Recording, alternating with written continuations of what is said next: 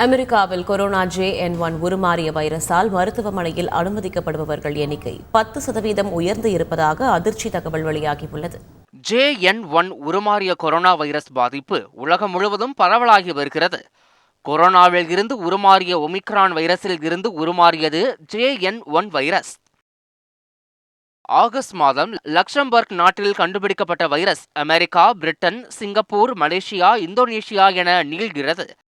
Corona தடுப்பூசி செலுத்தப்பட்ட பிறகு வைரஸ் உருமாற்றம் காணப்பட்டாலும் JN1 வைரஸ் பாதிப்பை கவனிக்க அறிவுறுத்தப்பட்டு வருகிறது.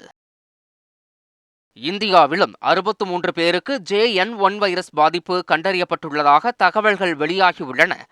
கர்நாடகாவில் 34 பேருக்கு JN1 வைரஸ் பாதிப்பு இருப்பதாக அம்மாநில சுகாதாரத்துறை தெரிவித்துள்ளது. JN1 வைரஸால் தொற்று பரவல் அதிகரிக்கலாம் என்ற சுகாதாரத்துறை வல்லுநர்களின் எச்சரிக்கையின்படி பாதிப்பு அதிகரித்தும் வருகிறது. அமெரிக்காவில் JN1 உருமாறிய வைரஸால் மருத்துவமனையில் அனுமதிக்கப்படுபவர்களின் எண்ணிக்கை 10% உயர்ந்துள்ளது. அதேவேளையில் அமெரிக்காவில் பதிவாகியிருக்கும் கொரோனா பாதிப்பில் 44% JN1 வைரஸ் பாதிப்பு. வைரஸ் பரவும் விகிதம் 2 வாரங்களில் இரட்டிப்பாகியுள்ளது என அமெரிக்க நோய் கட்டுப்பாட்டு மையம் தெரிவித்துள்ளது. ஆனால் கொரோனா முதலில் பரவ தொடங்கிய போது ஏற்பட்ட நிலை ஏற்படாது என தெரிவிக்கிறார் ஒஹியோ பல்கலைக்கழக பேராசிரியர் கார்லோஸ்.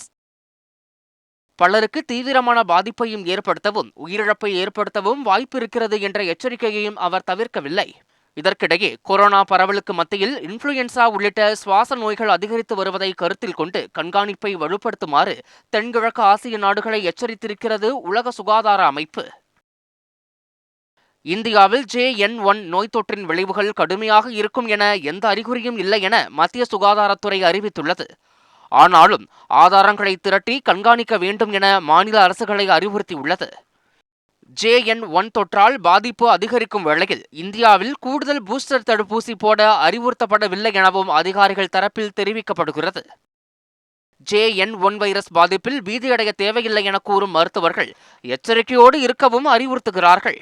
ஏற்கனவே சுவாச நோய், ஆஸ்துமாவால் பாதிக்கப்பட்டவர்கள், பிற இணை நோய் கொண்டவர்கள் சிறப்பு கவனம் செலுத்த வேண்டும், கொரோனா தடுப்பு நடவடிக்கைகளை பின்பற்ற வேண்டும் என அறிவுறுத்துகிறார்கள்.